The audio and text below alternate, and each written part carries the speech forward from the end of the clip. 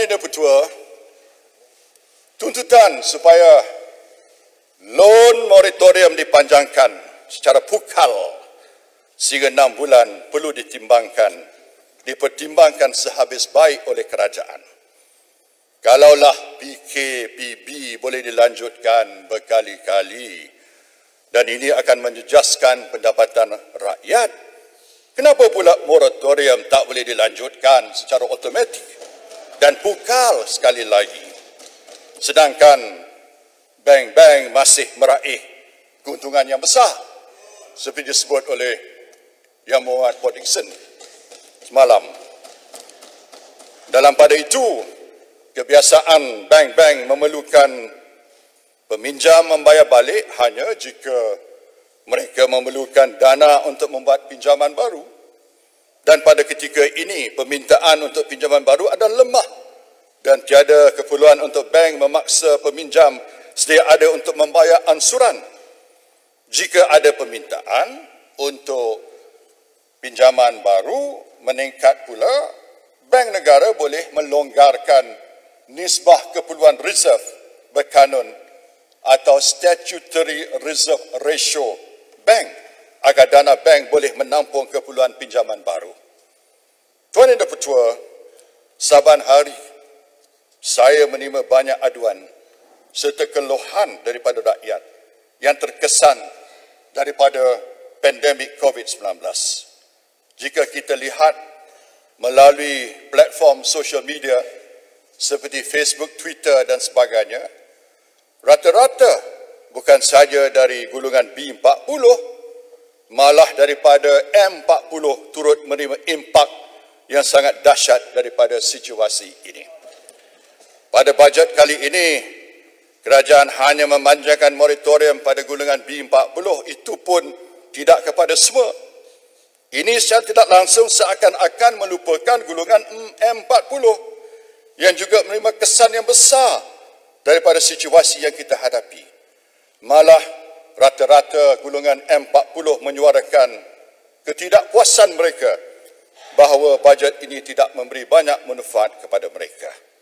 Tuan Yang Dipertua, takkanlah kerajaan nak tunggu M40 berubah menjadi B40 baru mereka diberi moratorium. Saya dengan ini mencadangkan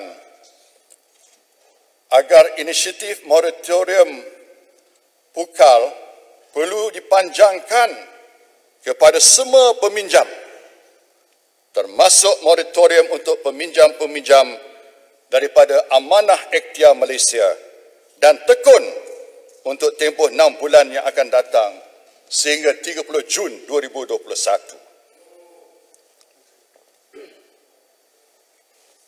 Datuk Yang Bertua, saya ingin peluang pegang minum. Tapi saya ingin bertanya, kerana moratorium yang diberikan oleh Menteri Kewangan ini melibatkan institusi kewangan, bank dan finance companies. Bagaimana dengan pinjaman daripada syarikat-syarikat kredit yang tidak tertakluk pada arahan moratorium itu?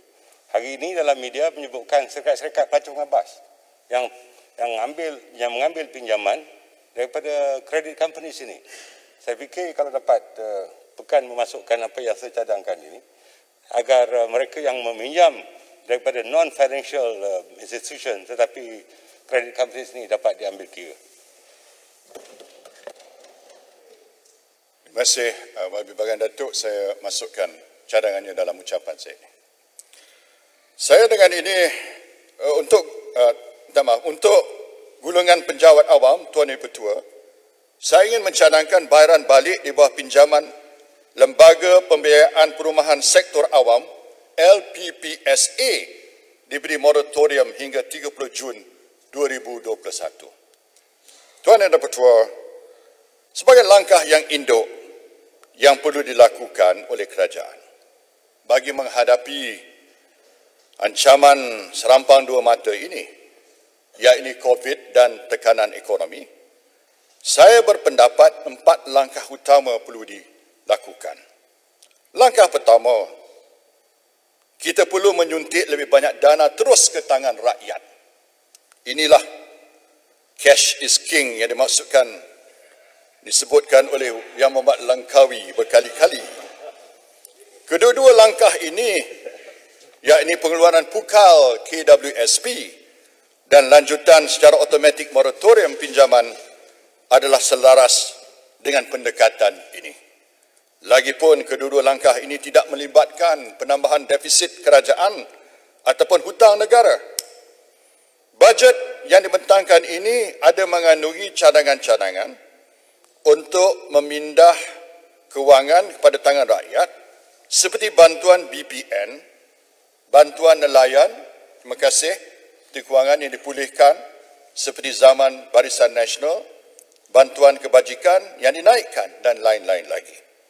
Namun, golongan pelajar institusi pengajian tinggi awam dan swasta tidak disenaraikan dan mereka juga terkesan apabila lebih-lebih lagi mereka diminta semula pulang ke rumah setelah tiba di kampus masing-masing. Antara yang patut dipertimbangkan termasuk pengurangan yuran pengajian kerana kos operasi di kampus sudah berkurangan dalam masa PKP ini, memandangkan pembelajaran banyak beralih secara dalam talian. Kos pelan data internet seharusnya diberikan dengan percuma atau kadar minima.